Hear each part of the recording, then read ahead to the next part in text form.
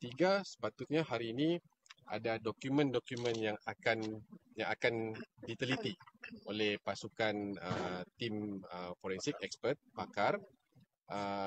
Dokumen-dokumen itu adalah dokumen-dokumen yang baru yang telah dirampas oleh pasukan polis dan telah dibawa pun sebenarnya ke mahkamah.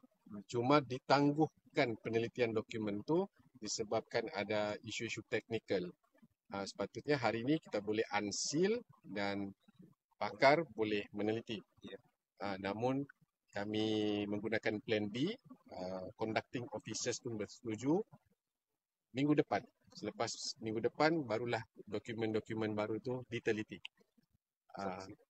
oleh saksi oleh saksi daripada forensik Jabatan Kimia. What are these new documents? These new documents were seized by the police officer. Some documents pertaining to Zara. More Related diaries? to Zara. Writing Books, handwritings, textbooks, part of the 27 Yes. items which were seized. I think we counted 10 to 13 handwriting. This is not the ones that have been exhibited already. belum. Okay. So this is the new SIS lah. Yes.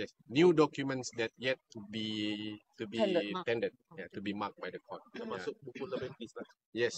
Buku Love and Peace sebenarnya itu dalam dokumen Dalam bungkusan. dalam bungkusan plastik yang telah dibungkuskan. Sepatutnya hari ini buka dan diteliti oleh pakar, 3 orang pakar, tapi ditangguhkan pada hari lain lah. Atas persetujuan pihak kami dan juga conducting officers. So ada anggaran selesai bila untuk dorang teliti? Diorang akan berada di sini sehingga meneliti dokumen sehingga besok dan akan balik ke Semenanjung dan kemungkinan besar akan datang semula untuk meneliti dokumen yang akan dibuka oleh saksi dari Jabatan Kimia. Mungkin dalam minggu depan. Ini yang 27 item tu lah. Ya, saya bukan semua. Dalam mungkin 10 ke 12 item.